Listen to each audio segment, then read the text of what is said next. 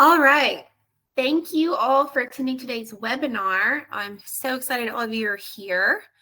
We're going to learn a little bit about using a field portable spectrometer for epithermal deposits. So what we will cover today is going to be a quick intro into our mining line, which is called the ORX series. We'll see what the different models look like, their differences in spectral resolution. I'll talk a little bit about the differences compared to other technologies you might be using currently, and the accessories that you have available for both lab and field use.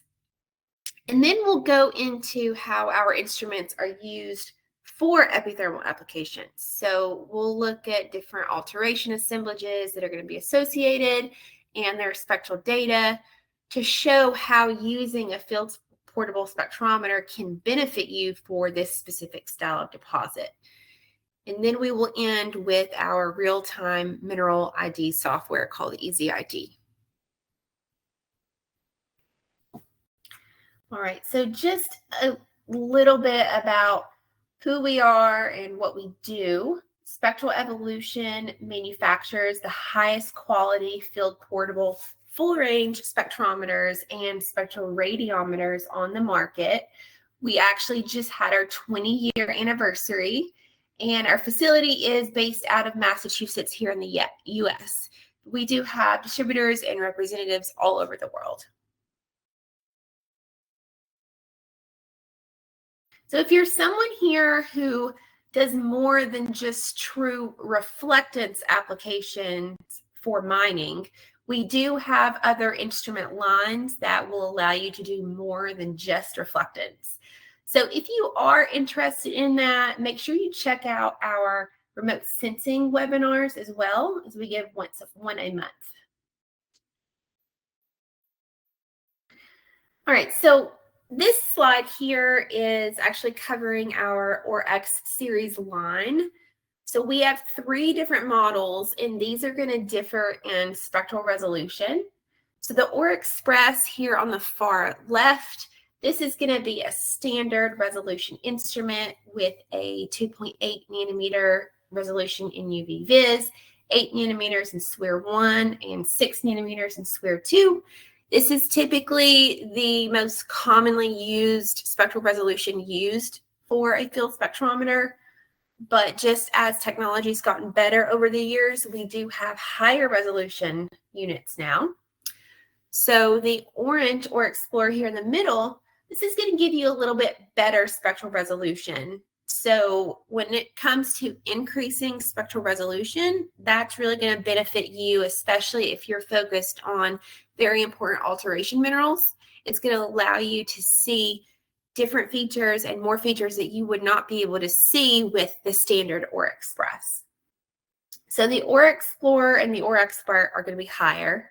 The OR Expert is actually the highest spectral resolution field portable spectrometer in the world, which boasts 1.5 nanometer resolution in UV vis, 3 nanometers in SWIR1, and 3.8 nanometers in SWIR2. Now, again, when it comes to epithermal deposits in general, the OR Expert is actually going to be really handy because with this increase in spectral resolution, again, to reiterate, it's going to allow you to see additional spectral features that we might not be able to see with the standard resolution OR Express. And in terms of how we fit into this conversation, SpectralEvolution has the highest spectral resolution spectrometers, but also we have a really good signal to noise ratio as well. So how we differ from other field portable spectrometers is not only are you going to get higher spectral resolution, but you're also going to get a better signal to noise, which means that your data is not going to be as noisy as compared with other units. All right. So a lot of people, when they use this type of technology, you're using it in different types of settings. So this slide here is showing how it's used in the field. So you can put these instruments in a backpack, take them directly to the field. So this is really handy because it's basically like bringing your lab to the field with you. And a lot of people like to use them in a core shack where you'll put the instrument, say, on a cart, for example, like here in the picture, and they'll take their measurements as they move to the next core tray.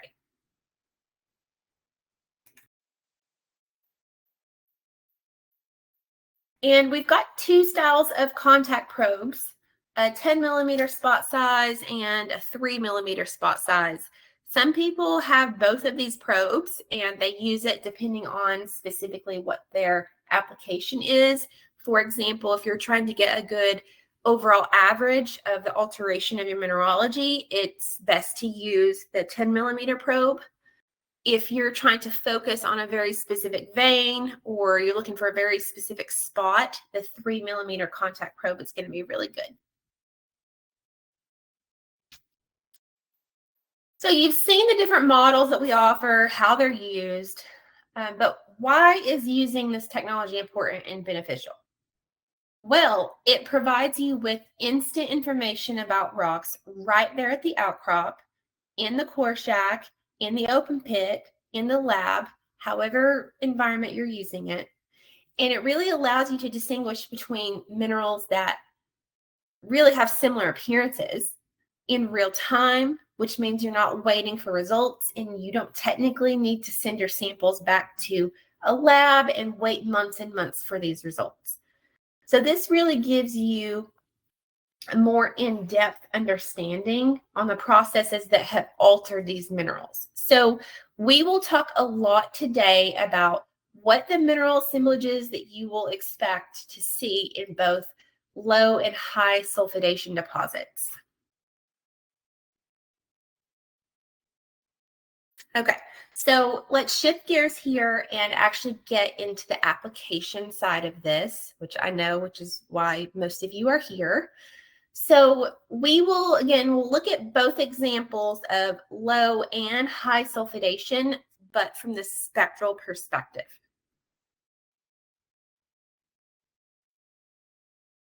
We'll start out by looking at the low sulfidation with a very quick overview of the geology and a model of the system, and also looking at the alteration types that we're going to expect to see, and do the same, but for the high sulfidation as well.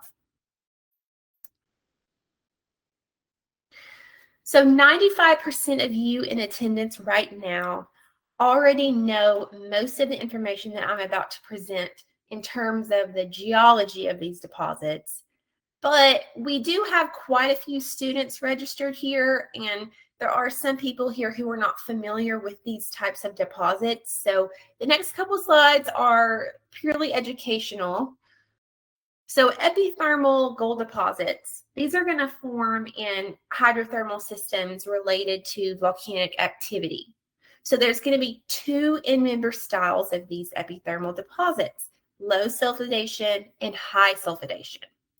So the two deposit styles form from fluids of distinctly different chemical composition in contrasting volcanic environments, which can then be discriminated with a field spectrometer in terms of their alteration mineralogy and their fluid chemistry.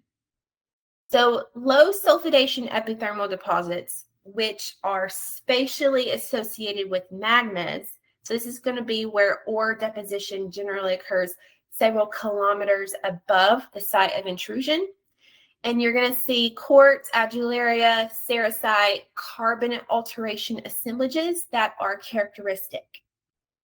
And high sulfidation epithermal deposits, these are going to have a closer spatial association with degassing calcaline magmas, and these are going to be characterized by residual quartz and hypogene advanced argillic alteration assemblages. So we're really going to be looking mostly for the quartz, alunite, kaolinite, and porphyroite type.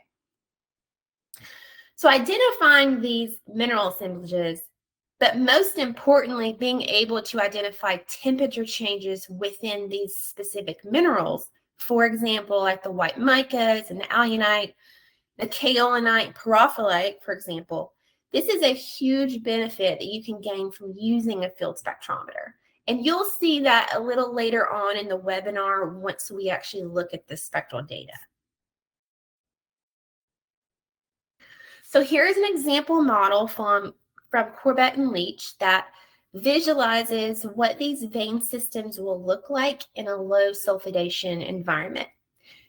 Now, these systems are primarily different from the high sulfidation based on its sulfide mineralogy. So you're going to see a lot of pyrite, sphalerite, galena, some chalcopyrite. And while the sulfides are important to identify with the field spectrometer, the most popular application typically used for this field portable shortwave infrared here is typically what's going to be associated near the wall rock alteration. So this is really where you're going to see, and you can see it here on the graph here, this is really going to be the illite and the clays. So you're really going to focus on the temperature changes and the composition changes with that. So then the question really becomes, why do we care about identifying very specific mineral assemblages? Well, according to Corbett's research, styles of low sulfidation are going to be distinguished due to mineralogy and relation to that intrusion source rocks, which then influences precious metal grade, silver to metal gold ratio, metallurgy, and gold distribution. So by using a field portable spectrometer to identify these minerals, you can then use that spectral data as a vectoring tool to tell you how close you are to that zone or not. All right, so these are the different types of alterations that we expect to see in low sulfidation systems. Silicification or pervasive silicification is where we expect to see multiple generations of quartz, chalcedony with adularia, and calcite, which is commonly referred to as the QSA alteration and silicic alteration. Now, in the intermediate argillic alteration, we can expect to see an assemblage of kaolinite, illite, and montmorillonite that's going to form adjacent to the veins. Advanced argillic alteration is where we still have that kaolinite present, but now we expect to see the addition of alunite, which is going to form along the tops of those mineralized zones. And finally, propylitic alteration, which is really going to dominate at depth and periphery. So you kind of have to imagine you're working in a low sulfidation system. Maybe you're in the core shack and you're taking point measurements with one of the ORX series models, like shown here on the right in the picture. And maybe you're looking at core similar to something in the left picture. So what you're actually doing is you're going to be tracking the temperature change of some of these very important minerals, like the white micas, kaolinites, for example. And you're also identifying these very important sulfides, for example, along the compositional change of alunite, for example, as it changes from sodic to potassic. So you can really get all of this spectral data by using the field portable spectrometer and use this as a vectoring tool to see, number one, where you're at in the system, and number two, correlating that gold potential depending on what type of assemblage you have. So let's take a look at the QSA alteration. So silicification is extensive in ores as multiple generations of quartz and chalcedony, and commonly is accompanied by adularia and calcite. Pervasive silicification in these vein envelopes is going to be flanked by sericite, illite, and kaolinite assemblages. So the plot that you see here on the left from top to bottom is really going to show the quartz, illite, muscovite with quartz, and pyrite. Now the plot on the right is going to show illite, mixed layer illite, smectite, montmorillonite, quartz, calcite, dolomite, kaolinite, and pyrite. Now this assemblage also contains adularia. I should make it known that adularia is not infrared active. And the reason for that is, for example, the chemical bonds for feldspars are not detectable in the SWIR range. And this varies from alteration around veins, fractures, and permeable zones to selective replacement of plagioclase in alteration envelopes. Now, silicic alteration is pervasive replacement of the rock by these silica minerals. So these minerals are going to include opal, chalcedony, quartz, hematite, and pyrite.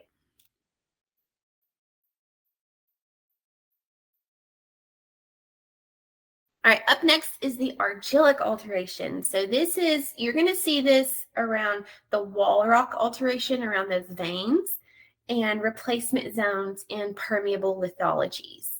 So this specific alteration, so this may show you the change in aluminum content and temperature change away from the vein in a progression from illite to illite smectite into smectite. So this right here, especially in this type of alteration, this is really where a field spectrometer comes in handy here, because you can actually spectrally track the 2200 nanometer ALOH feature to see that temperature and composition change of that illite smectite.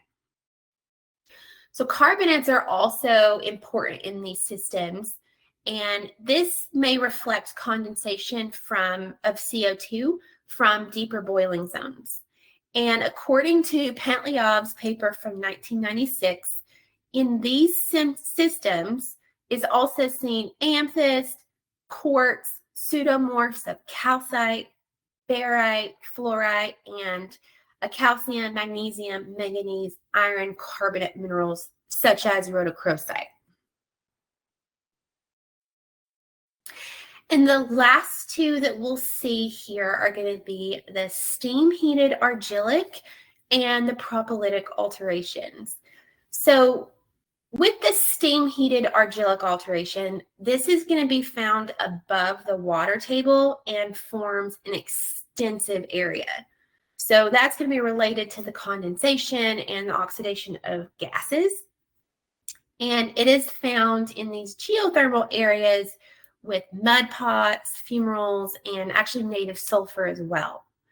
So you kind of have to imagine you've got these weathered outcrops, and they're going to often be characterized by resistant quartz, maybe with alunite, ledges, and that are going to be extensive flanking bleached clay-altered zones. So this is going to be seen with the supergene alunite, jarosite, and other limonite papers. So again, kind of referring back to the 1996 Pentelyov paper, that's really going to explain that. So if you're interested in more of the geology on that, I highly recommend reading that paper. So anyways, the steam-heated argillic alteration plot here on the left. So this is going to show that sulfur there at the very top, pyrite, chalcedony, opal, kaolinite, alunite, and jarosite. So this is a very distinct steam-heated argillic alteration that you would see. The plot to the right is going to show propylitic alteration. Now, this is going to occur in the outer zone of alteration around a deposit, and it can have regional extension. So the plot of the propylitic alteration is going to show the magnesium chlorite there at the top on down to iron chlorite, epidote, illite smectite, and zeolite. You've also got montmorillonite calcite there at the bottom as well. All right, so now that we have seen all of the spectral signatures of these different mineral assemblages that we expect to see with low sulfidation, let's actually take a peek at some actual customer data from this type of deposit. Okay, so here you will see a screenshot of some data taken from a project in British Columbia. And this data is actually from a drill core project that represents a quartz adularia type epithermal vein system. And this was from a centralized core of banded epithermal veins with outer halos of illite to illite smectite, which is going to be that argillic alteration we talked about earlier, and also outer illite chlorite. Now, carbonate here is ubiquitous, but I don't know off the top of my head if this is actually a component of vein fill or if it's from alteration. Now, you will also notice at the 2200 nanometer feature there, we have got well crystalline kaolinite that is persistent. And this likely represents a shallow steam heated overprint.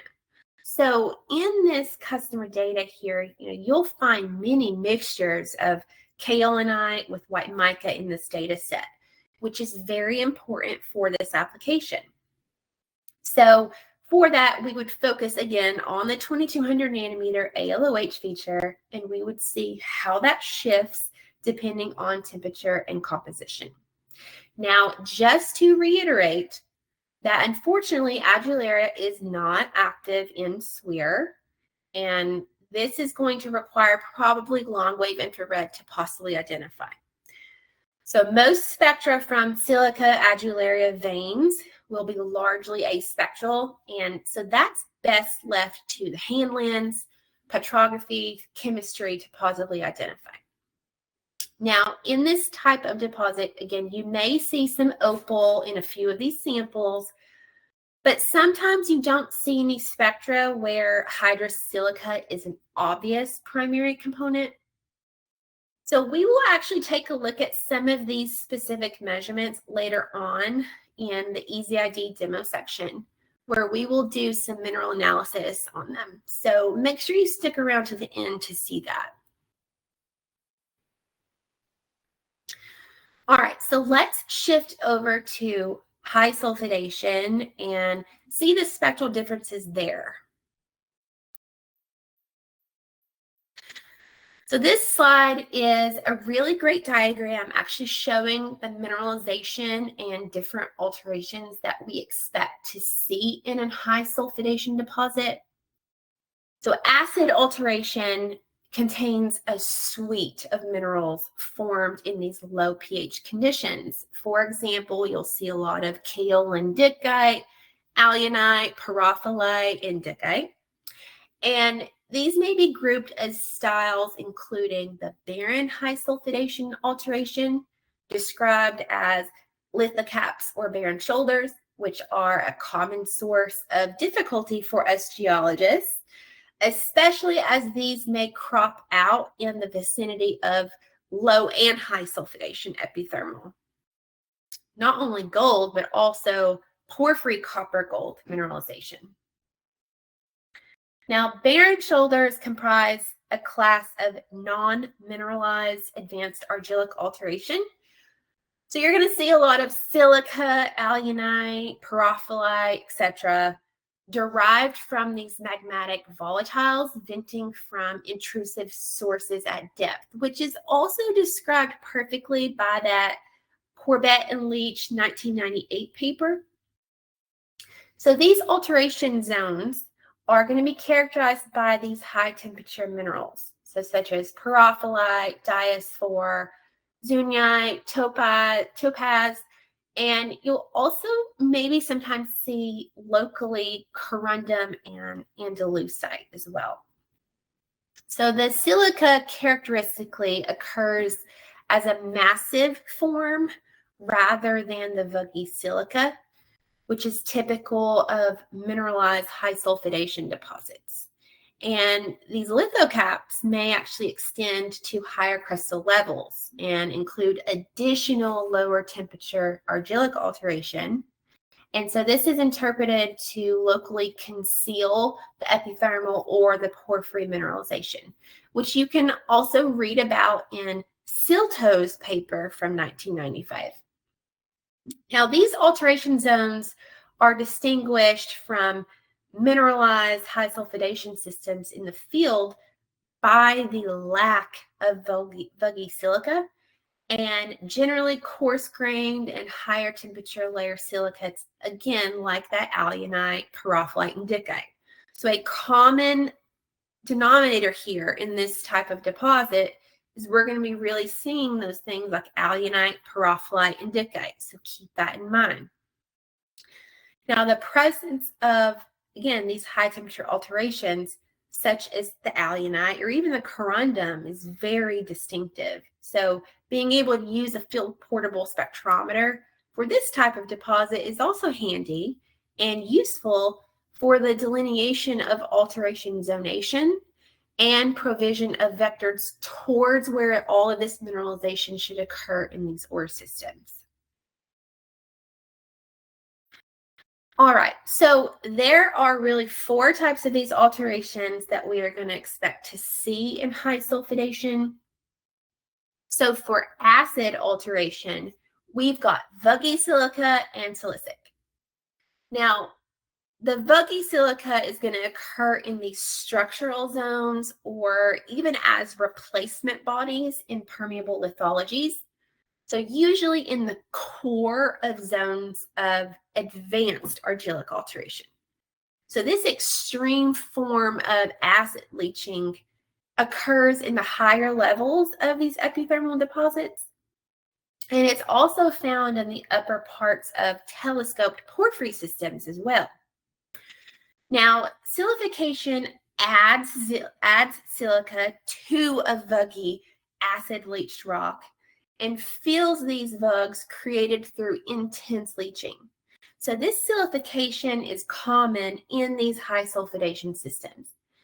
It can be confused with intense quartz stockwork, actually at the top of some porphyry deposits, actually. Now, advanced argillic is going to be found in the upper regions of a high sulfidation system. So it can occur in the lithocap of a porphyry system as well. And the progressive neutralization of and cooling of these high sulfidation fluids by rock reaction produces this alteration that's going to move away from the core, in which zonation is characterized progressively outward by mineral assemblages dominated by, again, that alunite, pyrophyllite, kaolin group minerals, and even oolitic and chloritic clays.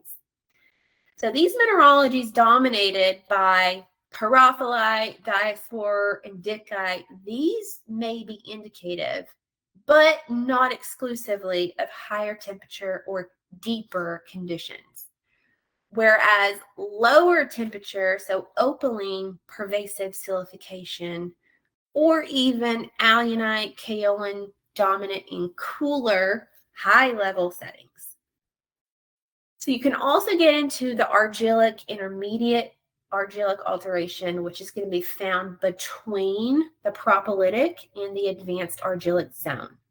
So this can be progressive outward from illite to illite smectite to montmorillonite. And it may also show gradations from illite plus illite smectite into a chlorite envelope around these illite veins. So having a field spectrometer to track that specific composition change is crucial. And finally, propylitic alteration can be regional, but it is usually found in the outermost alteration zone. So this one here is very important because it's going to show different wavelengths for the chlorites as opposed to those chlorites in that intermediate argillic suit. So it is absolutely necessary to use a field spectrometer here to really keep an eye on these wavelength changes of the chlorites in particular. All right, so I've given a background on all of these. So let's actually take a look at what all of these alterations look like spectrally. All right, so first up here, again, is the vuggy silica on the left, showing top to bottom, alunite, jarosite, quartz, sulfur, pyrite, and hematite. And then the silicic alteration plot on the right is going to show that quartz, chalcedony,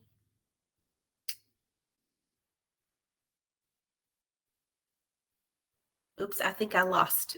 I think I'm back on now. My internet's having a little bit of issues, but I'm back.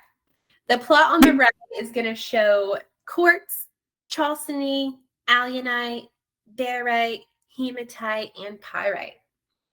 Now, barite has only water features, so this does not have a diagnostic spectrum.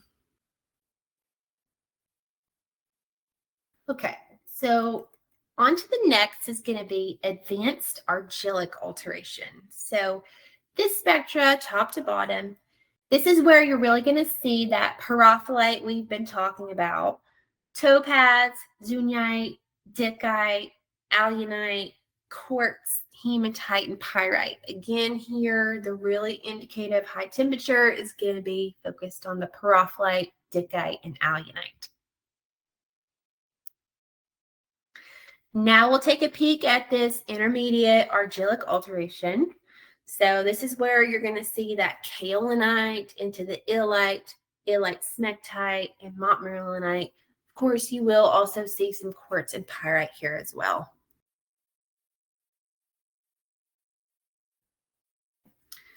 All right, argillic alteration. So this is where you're going to see, again, kaolinite, illite, smectite, montmorillonite. You can also have quartz and pyrite here as well.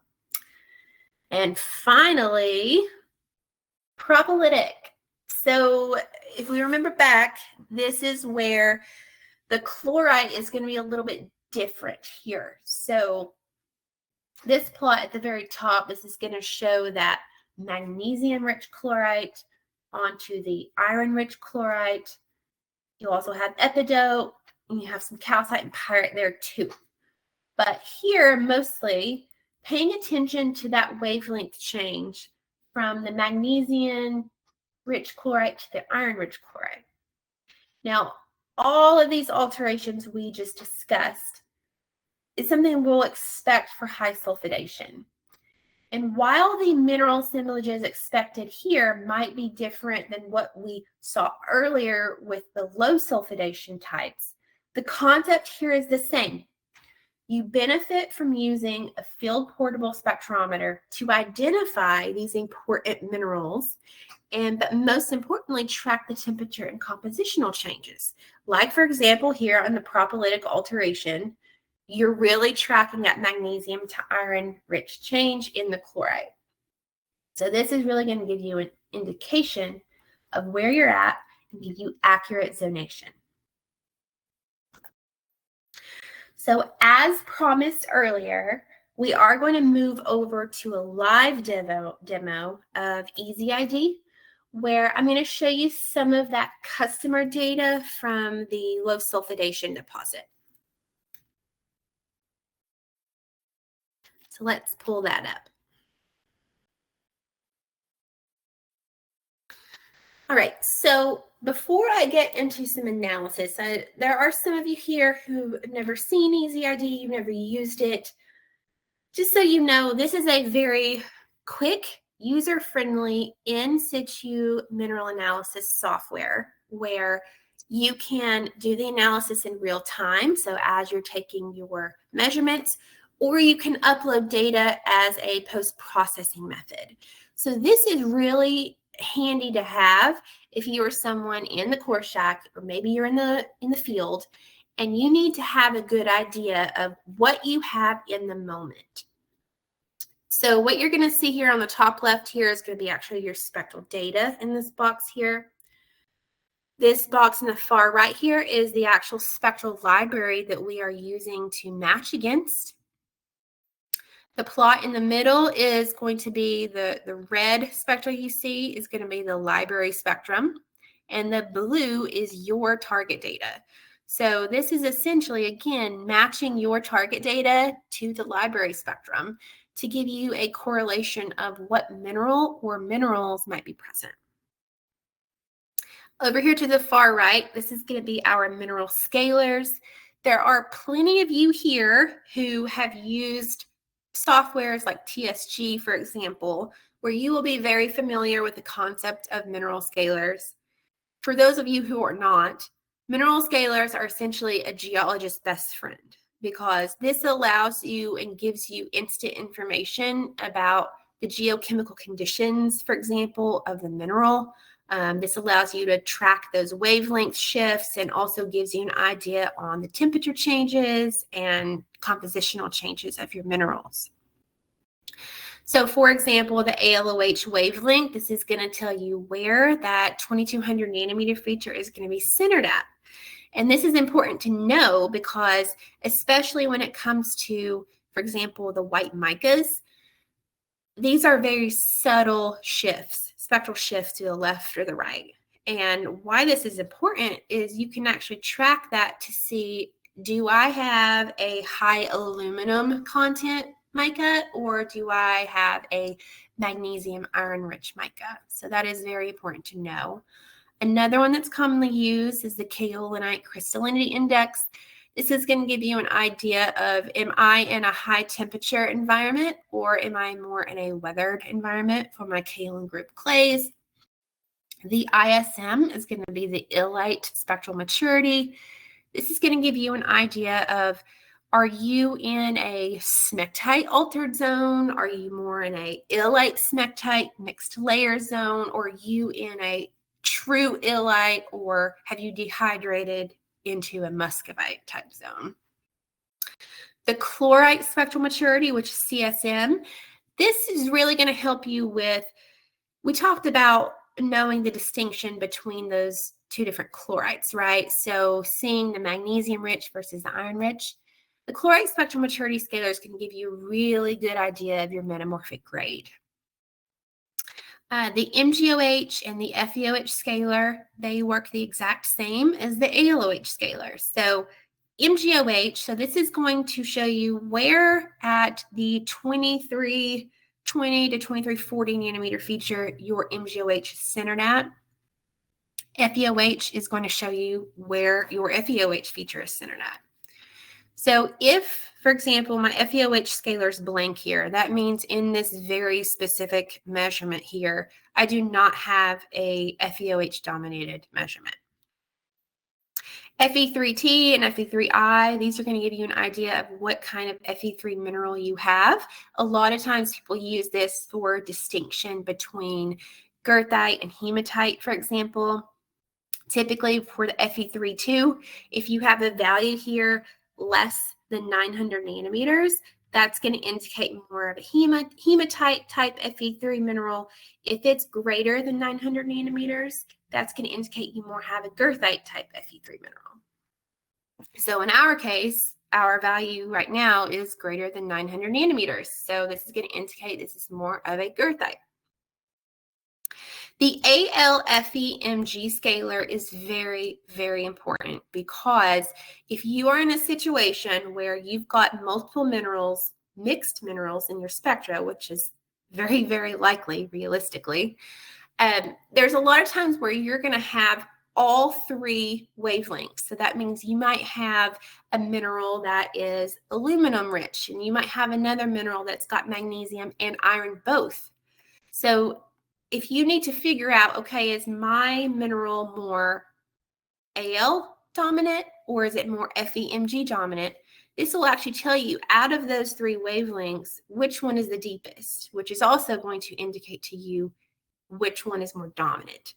So for example, in this specific example it's showing right now, it's telling me that the deepest feature is the 2208 nanometer feature, which correlates to the ALOH. So that tells me that whatever mineral this is, I've actually got an aluminum-rich mineral there. And then also, we've got an alunite scalar here. So remember when we were talking in high sulfidation deposit type, remember we've got a lot of these higher temperature minerals, and alunite is one of them. And a really big application for alunite is looking at that spectral shift from sodic to potassic alunite. So if I were looking at alunite here, it would give me the wavelength there. So this is going to show you the wavelength position of the 1480 to 1495 nanometer feature. And depending on what value it gives you, it's going to tell you, okay, I am in a potassic zone or I'm in a sodic zone for the alunite. Another one here that's very important is epidote and chlorite. If you remember back to our little education lesson when we were talking about high sulfidation deposits, we do have a lot of chlorite that shows up, but we can also have epidote too. And a lot of times, these two are very hard to distinguish. So this scaler here will actually tell you whether your sample has got epidote or whether it's more chlorite rich. And it'll tell you that feature based on the 1550 nanometer feature. Now there is a water feature here scaler. So if you're someone who, maybe you're trying to figure out, do I have bound or do I have unbound water? This value here is essentially going to give you a lot of information on that. So now that we've discussed the scalars, let's just kind of go through this customer data real quick, see what we've got, and try to unmix and kind of get a story together. So if I was just looking at the customer data alone and I was even trying to figure out what zone am I in, what kind of gold potential do I have here, I could do that. So this first measurement here, it is telling me that the dominant mineral that's showing up is dolomite. So that's where carbonate's showing up. If you remember, whenever we were talking about the quartz, adularia, sericite type alteration, we can have carbonates here. But I know from a spectral geology standpoint that I've got another mineral that's in this spectra. So if you see the red line, which is the dolomite popping up, it's lining up really well with this 2340 nanometer area. But if you notice at this 2200 nanometer feature and this 1400 nanometer feature, that is another mineral there that is not related to the carbonate. So in order to figure out what is the mineral that I'm seeing, I'm actually going to right click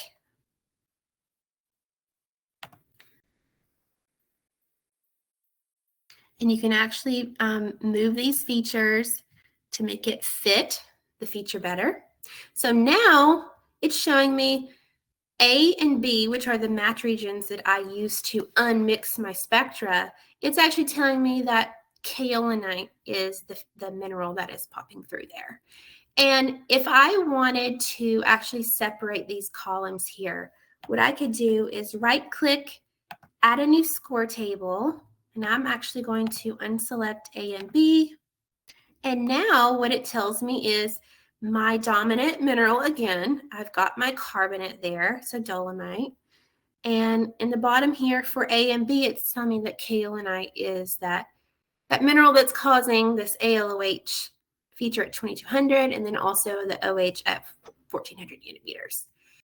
So I know off the bat at the top of this core box tray, I immediately know I have kaolinite and dolomite there. All right, so let's move on to the next samples. I'm actually going to remove these regions now. All right, so on to the next one. So this is really where your illites are going to start popping through.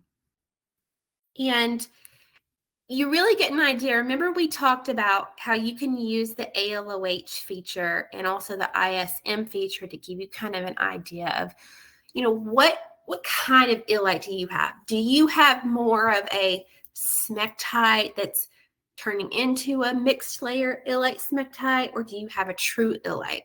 Or maybe even has it dehydrated into a muscovite?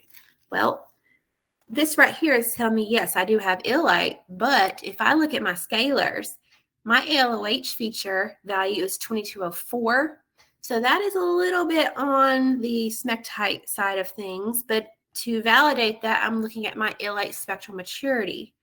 So this is essentially going to take the depth of your ALOH feature, and it's going to divide it by the depth of your water feature to give you this value. So my value here is 0.20. So this indicates to me that this is actually more on the smectite, maybe inner layer illite section of that. So on to the next. This is where I'm actually seeing those sulfides showing up. So I've got some arsenopyrite that's popping through. Typically, if you go back and remember your geology of low sulfidation deposits, if you actually look at the fluid low sulfidation deposits, visually it's clear and it almost looks like you could drink it in a way, but you definitely don't want to drink that fluid because that fluid is going to be very high in things like arsenic. So, you know, the fact that we are showing arsenopyrite here does make sense because we do have a sulfide here that is high in arsenic. So the next sample on the way down, we are going to see another one. We've got galena here. So this is the really interesting one. So you kind of have to imagine when these measurements were taken, we were going down core and we were measuring core trays at different depths, right? So now we're in a situation where it is actually telling me that I've got calaverite. So for those of you who aren't familiar with mineralogy, calaverite is a gold telluride mineral. And this is a very common gold telluride mineral that's with low sulfidation. So this right here is actually a very good sign. The fact that as we're going down the core, I'm actually now, and looks like there might be a few. Yeah, so as I'm going down the core, I'm still picking up more and more calaverite. So this is a very good sign to give me an idea of, okay, I'm seeing the mineralization here. This is giving me an idea of my gold potential. So as we're going down, keep going down the core, here we've got more illite. And something that I want to point out now is if you remember that very first illite that I showed, remember our ALOH scalar was actually 2204. Now we are at 2208 and our ISM before was 0.20. Now it's 0.80. So from a spectral geology standpoint, 2208 nanometers is typically like a true illite. And this kind of correlates and makes sense because the ISM, it is giving me a higher value. But if I look at the depth of the 2200 nanometer illite right here, and I compare that, I'm going to click on the old illite, and I want you to watch how this 2200 nanometer feature does decrease a little bit. So you can see that it did decrease a little bit and also in shape. So if I go back to the other illite, so again, this is going to indicate to me that now, this point in the core, I am getting into a higher temperature true illite phase. And then the last part again, so this is where my kaolinite is popping up. So for those of you who are not spectral geologists, if you're trying to figure out, okay, well, how do different shapes and depths and things like that matter for kaolinite? There's this thing that we focus on called ordering.